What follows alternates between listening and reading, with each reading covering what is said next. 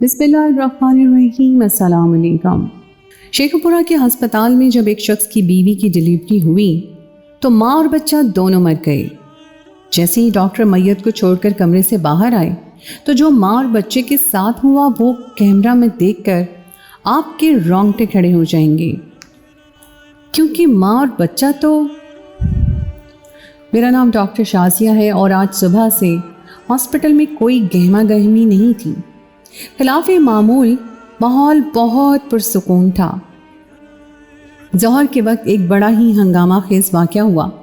एक औरत अस्पताल में दाखिल हुई तो उसने काफ़ी शोर मचा रखा था। कहने लगी कि मेरा वक्त करीब आ गया है। मैंने जाकर देखा तो वो उम्मीद से थी, उसका वाकई आखिरी वक्त चल रहा था, लेकिन वो बड़ी पुरएतमाद थी और उसके अंदाज में ऐसा ठाठ था जो मैंने आज तक किसी हामला औरत में नहीं देखा था। वो बड़े पुरएतमाद अंदाज में अस्पताल में दाखिल हुई थी। ना ही उसके साथ उसके शौहर का रवैया हमदर्दाना था, ना उसकी सास कुछ खास परेशान थी, वरना ऐसे लम्हों में रिश्तेदार और ससुराली भी औरत के साथ बहुत ज़्यादा हमदर्दी का इजहार करते हैं। खैर से उस औरत की तबीयत देखकर मैं समझ गई थी कि अपने केस के लिए वो खुद ही चल कर आई है, तो कोई उसे ख़ास मसला नहीं होने वाला।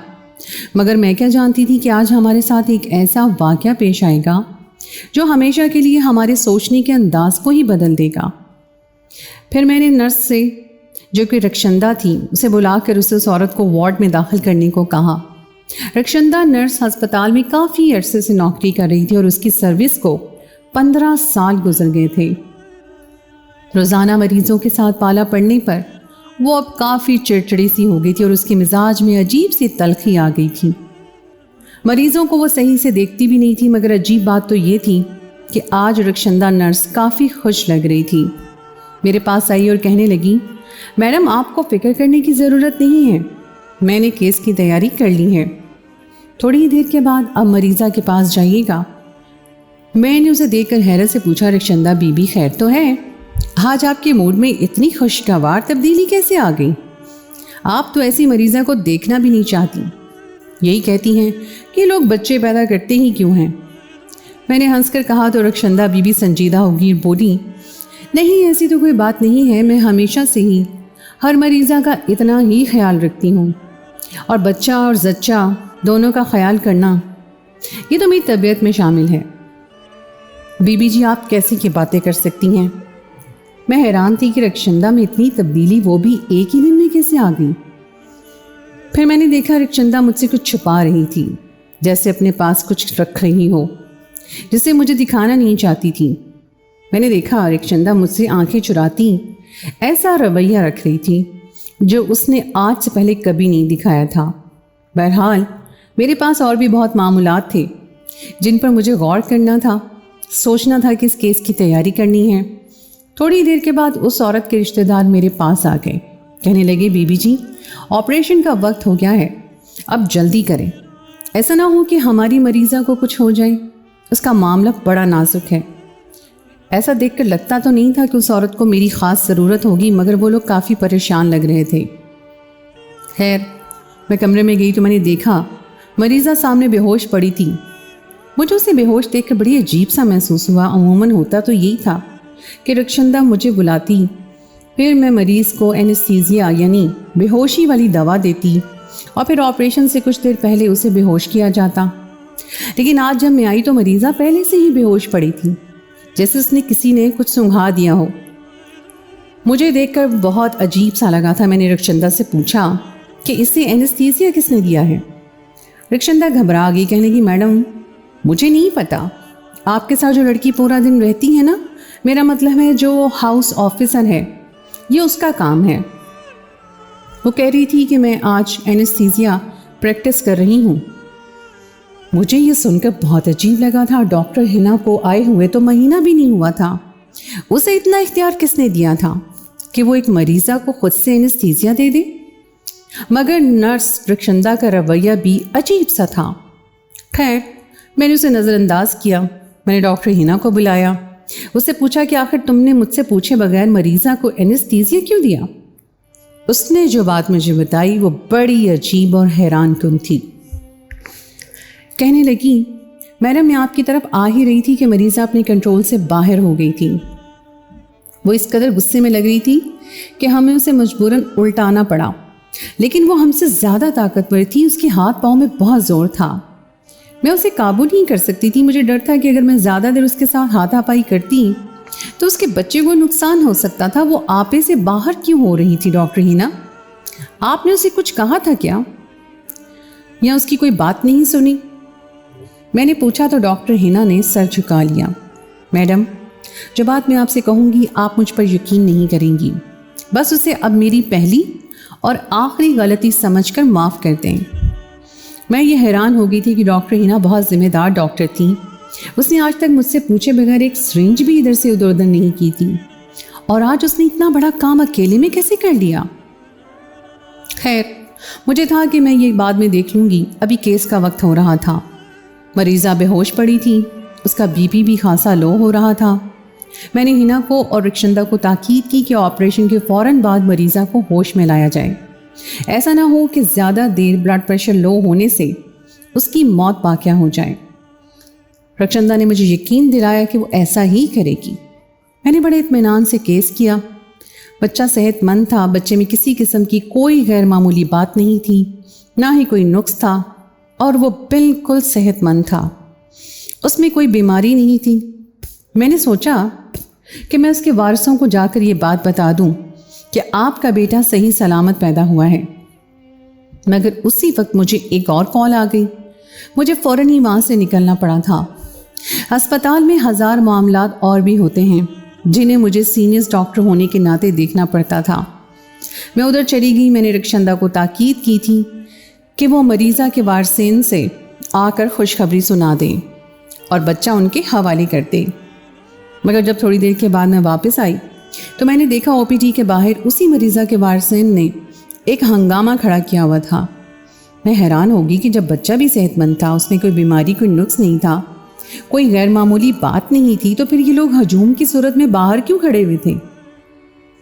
آخر یہ چاہتے کیا تھے؟ میں نے ان سے ایک ایک کر کے پوچھا کہ کیا بات ہے، آپ لوگ یہاں کیوں کھڑے ہیں؟ ہسپتال کا ماحول خراب ہو رہا ہے۔ تبھی اس عورت کی سانس آگے بڑھی اور دھاڑے مار مار کر روتے بولی، میڈم جی، ان لوگوں نے میرا بچہ مار دیا۔ میری بہو نے صحیح سلامت جنم دیا تھا، مگر اب یہ لوگ کہہ رہے ہیں کہ آپ کی بہو اور بچہ دونوں ہی اس دنیا میں نہیں ہیں۔ آپ بتائیں ایسا کیسے ہو سکتا ہے؟ میری بہو ٹھیک ٹھاک یہاں آئی تھی، اس کے اندر کوئی خرابی نہیں تھی، وہ بالکل ٹھیک ٹھاک تھی، صحت مند تھی۔ جب یہاں آئی تو آپ نے اس کی حالت دیکھی تھی نا، اچانک وہ کیسے مر گئی؟ اور وہ بچہ میرا پوتا، وہ تو صحت مند تھا۔ 9 مہینے میں بھی ہم نے الٹرا ساؤنڈ کروایا تھا، بچے میں کوئی ایسی بات نہیں تھی، آپریشن بھی نارمل ہوا تھا۔ اب یہ لوگ کیسے کہہ سکتے ہیں کہ میری بہو اور میرا پوتا دونوں ہی اس دنیا میں چلے گئے؟ ساس کی واویلا سن کر میں نے دیکھا کہ باقی لوگ بھی بہت پریشان نظر آ رہے تھے۔ لڑکی کے ماں باپ بھی پریشان کھڑے تھے اور لڑکی کی ماں کی آنکھوں سے تو آنسو برس رہے تھے۔ میں نے انہیں تسلی دی اور کہا کہ آپ لوگ یقین رکھیں، ایسا کچھ نہیں ہوتا، میں اندر جا کر دیکھتی ہوں۔ مجھے بھی یقین نہیں آ رہا تھا کیسے ہو سکتا تھا، لیکن جب میں اندر گئی تو میں نے دیکھا کہ مریضوں کا جسم ٹھنڈا پڑ رہا تھا اور اس کا بچہ بھی اس دنیا سے رخصت ہو چکا تھا۔ بچے کی نبض نہیں چل رہی تھی، مگر بچے کے چہرے پہ سرخ نشان تھے۔ عجیب سی بات تھی، مجھے اس بچے کو دیکھ کے بہت حیرت ہونے لگی۔ میں نے رخشندہ سے پوچھا کہ تم لوگوں نے اس بچے اور اس ماں کے ساتھ کیا کیا ہے؟ رخشندہ بہت گھبرائی ہوئی تھی۔ میں نے دیکھا اس کا اپنا بی پی لو ہو رہا تھا۔ کہنے لگی، بی بی جی مجھے نہیں پتا، مجھے ابھی گھر جانا ہے، میری اپنی طبیعت ٹھیک نہیں۔ رخشندہ نے تو کچھ نہیں کیا، ڈاکٹر ہینا نے رخشندہ کی حمایت کی تھی، تو ویسے گھر نہیں جا سکتی۔ میں نے رخشندہ کو روکا، میڈم جی میں نے اس بچے کو نہیں مارا، نہ ہی اس میں میرا کوئی قصور ہے، مریضہ ہوش میں آئی تھی۔ اس کے بعد وہ یہ بات کہتے کہتے چپ ہو گئی۔ کیا ہوا اس کے بعد رخشندہ، مجھے بتا سکتی ہیں؟ میری بات سننے کے باوجود بھی رخشندہ نے کوئی جواب نہیں دیا۔ میں آپ کو کچھ نہیں بتا سکتی، آپ کو تبھی یقین آئے گا جب آپ آنکھوں سے دیکھیں گی۔ کیا آنکھوں سے دیکھوں گی رخشندہ بی بی؟ آپ مجھے کچھ بتائیں گی تو مجھے پتا چلے گا۔ اب میں اس عورت کے لواحقین کو کیا جواب دوں؟ کل کو اگر لوگ ہسپتال پر باتیں کریں گے، ہمارے کردار پر سوال اٹھائیں گے، تو ہم کیا کریں گے؟ رخشندہ میری باتیں سن کر بھی خاموش رہی، جیسے اسے پتا ہو کہ اس نے کیا کیا ہے۔ تھوڑی دیر کے بعد رخشندہ مجھ سے پوچھے بغیر ہی اپنے گھر چلی گئی۔ मैं डॉक्टर हिना पर बरस पड़ी। डॉक्टर हिना ने माजरत खाना अंदाज में कहा कि सब में उसका कोई कसूर नहीं है। मरीज़ा अचानक ब्लड प्रेशर लो होने से मौत के मुंह में चली गई। मेरा ज़मीर मुतमईन नहीं था। मैं यही सोच रही थी कि ये सब कुछ हमारा कसूर है। अगर मरीज़ा को एनेस्थीसिया या देकर बेहोश ना किया होता तो यकीनन उसका ब्लड प्रेशर भी इतना लो नहीं होता। मगर ये सब कुछ हो चुका था। वो औरत इस दुनिया से जा चुकी थी और मुझे उसके लवाहिकीन को संभालना था। बाहर आकर मैंने उस औरत की मौत की तस्दीक कर दी थी और मरहुमा की माँ और उसकी सास मुझ पर बरस पड़ी। डॉक्टर साहिबा, हम आप पर केस करेंगे। हमारा मुतालबा है कि मरीज़ा का पोस्टमार्टम किया जाए। हमारी बेटी का पोस्टमार्टम करो। हमें पता होना चाहिए कि उसकी मौत कैसे हुई। हम ये बातें कर ही रहे थे कि उस औरत का शौहर आगे बढ़ा और उन औरतों की बात काट कर कहने लगा, अम्मा जी आप लोग सब्र करें। आपको नहीं पता कि अस्पताल वालों का कसूर नहीं है। वो पोस्टमार्टम तो तब होता है जब कोई औरत किसी हादसे में कत्ल हो जाए या उस पर कोई जुल्म और तशद्दुद किया गया हो। लवाहिकीन को ये शक हो कि इन लोगों ने उस पर कोई जुल्म किया है, ज्यादती की है या फिर उसे मारा पीटा है। ऐसा तो कुछ भी नहीं हुआ। अस्पताल वालों ने तो हमसे पहले दस्तखत लिए होते हैं कि वो किसी किस्म के हादसे पर अपनी जिम्मेदारी नहीं लेते। जिम्मेदारी तो हमारी होती है। हम उन्हें इजाज़त देते हैं तभी वो ऑपरेशन करते हैं। इसलिए डॉक्टर लोगों से लड़ने की ज़रूरत नहीं है। बस हमारे साथ वही हुआ जो हमारे नसीब में लिखा था। अब हम लोगों को चाहिए कि हम लोग घर चलें और यहाँ पर तमाशा ना करें। अस्पताल में और भी बहुत लोग होते हैं। अम्मा, ज़िंदगी मौत अल्लाह के हाथ में है। खुदा के लिए यहाँ तमाशा न करें। उस औरत के शौहर ने अपनी माँ और सास दोनों को वहाँ से लेकर जाने का सोचा।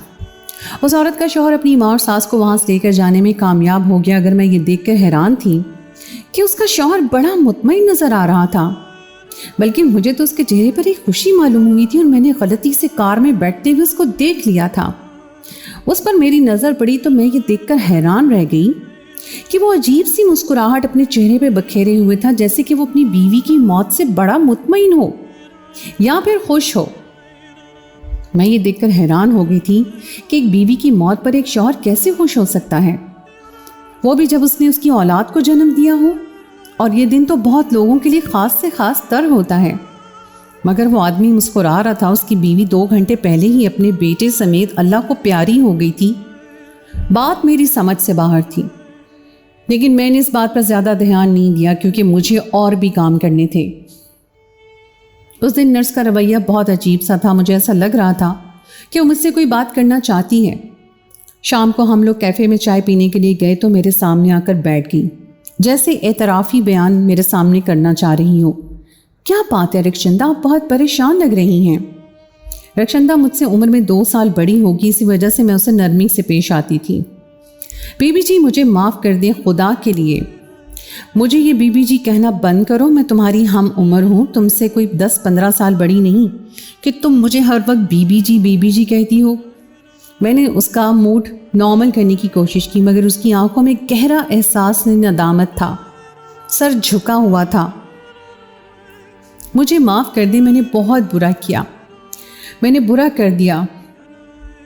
क्या बुरा कर दिया तुम लोगों ने? मैं भी उसकी बात पर चौंक गई थी।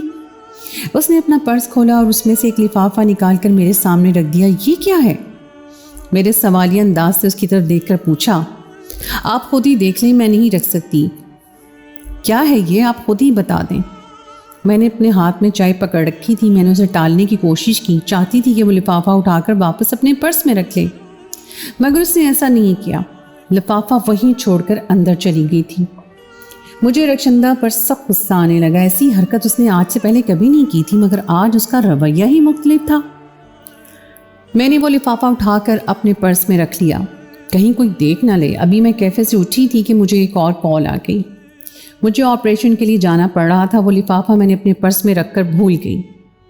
अपनी कॉल से वापस आकर मैं ओपीटी में बैठी डॉक्टर सायरा के साथ गपशप लगा रही थी कि आज उनका भी रवैया बहुत मोहतात लग रहा था।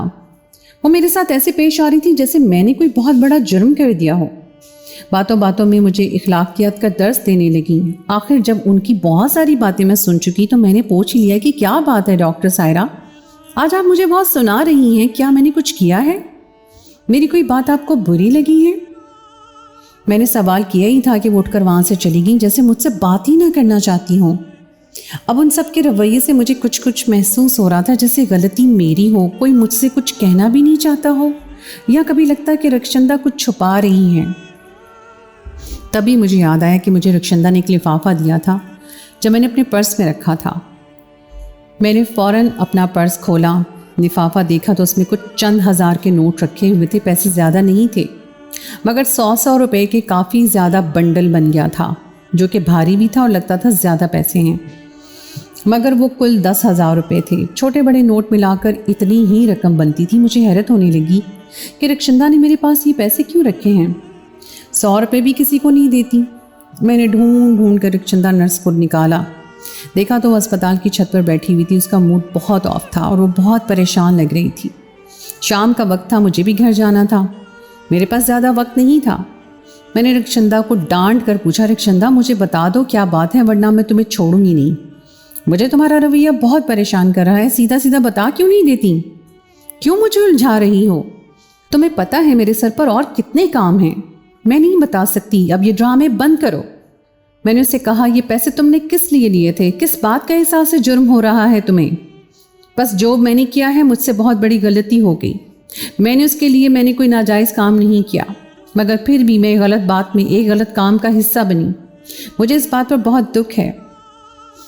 तुमने क्या गलती की है रक्षंदा, मुझे बता दो। वो आदमी देखा था आपने जो उस औरत के साथ आया था? रक्षंदा ने बड़े मोहतात अंदाज में इधर उधर देखते हुए कहा, हाँ, उस औरत का शौहर याद है मुझे। उसने पैसे दिए थे और मैंने बड़ी हैरत से कहा कि क्यों दिए थे? क्या उसने तुमसे कोई फेवर ली है? मैंने रक्षंदा से सवाल किया। नहीं, मेरे पास देने को क्या है। जब मैं उसे पैसे लेती, बस उसने ये कहा कि मेरी बीवी को लेबर रूम में जाने से पहले एनेस्थीसिया लगा देना और उसके बाद उसे ज़्यादा प्राइवेसी देना। प्राइवेसी का मतलब तो यही था कि वो ज़्यादा लोगों को लेबर रूम में आते जाते नहीं देखना चाहता था। लेकिन उसकी बीवी मर गई, ये तो मुझे भी पता है। मैंने उलझते हुए रक्षंदा से पूछा, मैं कुछ नहीं कह सकती। उस आदमी ने मुझे ये पैसे इसलिए दिए थे कि उसकी बीवी के पास ज़्यादा नर्सेज ना आए जाएं। वो चाहता था कि उसकी बीवी पुरसुकून रहे। पर जब उसके मरने की बाद वो खुश नज़र आया तो मुझे उस पर शक होने लगा। मुझे लगता था कि उसने मुझे किसी गलत मकसद के लिए पैसे दिए थे, वरना वो ये बात आराम से कह सकता था। बिना मुझे पैसे दिए भी वो ये बात कह सकता था। उसने मुझे 10,000 क्यों दिए, वो भी इतने ज़्यादा नोट की शक्ल में कि मैं गिन ही ना सकूं और मुझे लगे कि ये बहुत ज़्यादा पैसे हैं। हाँ, ये तो बहुत सोचने की बात है। क्यों ना हम चलकर रिकॉर्डिंग रूम में देखें? मैंने रक्षंदा को मशवरा दिया तो वो भी उठकर तैयार हो गई। ये बात तो है, हमें चलकर लेबर रूम के बाहर वाली गैलरी की रिकॉर्डिंग देखनी चाहिए ताकि पता चले कि उस आदमी ने मुझे पैसे किस काम के लिए दिए थे। क्या मकसद था आखिर मुझे इतने सारे पैसे देने का? रक्षंदा की बात सुनकर मैं भी वहाँ से उठी। हम दोनों गैलरी में आ गए। बड़ी मुश्किल से उस दिन कैमरे की रिकॉर्डिंग मिली। हम लोग तो ये देखकर हैरान रह गए कि उस औरत का शौहर लेबर रूम के बाहर गैलरी में मौजूद खुशी से मुट्ठियाँ भींच रहा था। कभी अंदर झांकता तो कभी बाहर की तरफ देखता। अब अंदर की रिकॉर्डिंग तो कहीं भी मौजूद नहीं थी जिससे हम इस बात की तह तक पहुंच सकते कि आखिर अंदर क्या हुआ है। अब जाहिर है मुजरिम उस औरत का शौहर ही था, मगर उसने ऐसा क्या किया था, ये बात हमें अभी तक मालूम नहीं हो सकी थी। इस बात को 2-3 महीने गुजर गए कि तभी रक्षंदा मुझे एक दिन ऑफिस में आकर कहने लगी, मैडम, उस आदमी का सुराग मिल गया है। उसने जो कुछ किया उसकी वजह भी सामने आ गई है। मैं उठकर अपनी कुर्सी से खड़ी हो गई। वही आदमी जो अपनी बीवी की मौत पर हंस रहा था? हाँ जी, बिल्कुल वही आदमी। वो तो हमारे पड़ोस का ही निकला। मुझे ज़्यादा बातें तो नहीं मालूम, लेकिन इतना पता है कि वो अपनी बीवी से तंग था और जिस दिन वो लोग अपने बच्चे के लिए अस्पताल जा रहे थे उसी दिन उनकी लड़ाई भी हुई थी। वो आदमी बहुत शक्की था, अपनी बीवी पर शक करता था। उसे ये भी कहता था कि जो औलाद तुम पैदा करने जा रही हो वो मेरी नहीं है। अब उसके बाद वहाँ अंदर क्या हुआ ये कहानी मैं नहीं जानती, लेकिन उनकी बहुत लंबी कहानी है कि वो अपनी बीवी पर शक करता था वगैरह वगैरह। मुझे तो यही लगता है उसने जानबूझकर अपनी बीवी के साथ कुछ किया होगा, यानी उसका गला वगैरह दबा दिया होगा। मगर हमारे पास कोई सबूत नहीं है। क्या पता उसने डॉक्टर हिना के साथ मिलकर कुछ किया हो, कुछ कह नहीं सकते। रखचंदा के चेहरे पे अभी भी परेशानी थी और मैं सोचने लगी कि लोग कितने संगदिल होते हैं, और फिर जब इंसान के दिल में शक आ जाए तो वो शक उसे कहीं का नहीं छोड़ता। खुदा उस औरत की मग़फ़िरत करे, उसे जन्नत में आला दर्जे पे कायम रखे, क्योंकि ऐसे लोग जिनका कसूर नहीं होता वो ना करदा गुनाहों की सज़ा पाते हैं। अल्लाह आखिरत में उसके साथ ज़रूर खैर का मामला ही करता है। तो लीजिए जनाब, ये थी हमारी आज की कहानी। इस कहानी के बारे में अपनी राय का इजहार आप कमेंट सेक्शन में कर सकते हैं। अगर इस कहानी से रिलेटेड या आपकी अपनी ज़िंदगी में भी कोई ऐसा वाक़या रूनुमा हुआ है तो हमारे साथ शेयर कीजिएगा। इसके साथ ही अगर आपको ये कहानी अच्छी लगे तो उसको लाइक ज़रूर कीजिए, अपने दोस्तों के साथ शेयर कीजिए, और अगर आपने अभी तक मेरे चैनल सुनो ज़रा को सब्सक्राइब नहीं किया तो उसको फ़ौरन सब्सक्राइब कर लीजिए। साथ ही लगे बेल के बटन को भी प्रेस कर दें ताकि आपको मेरी आइंदा आने वाली कहानी का नोटिफिकेशन बर वक्त मिल सके। अगली कहानी तक के लिए मुझे दीजिए इजाज़त। खुदाए पैमान।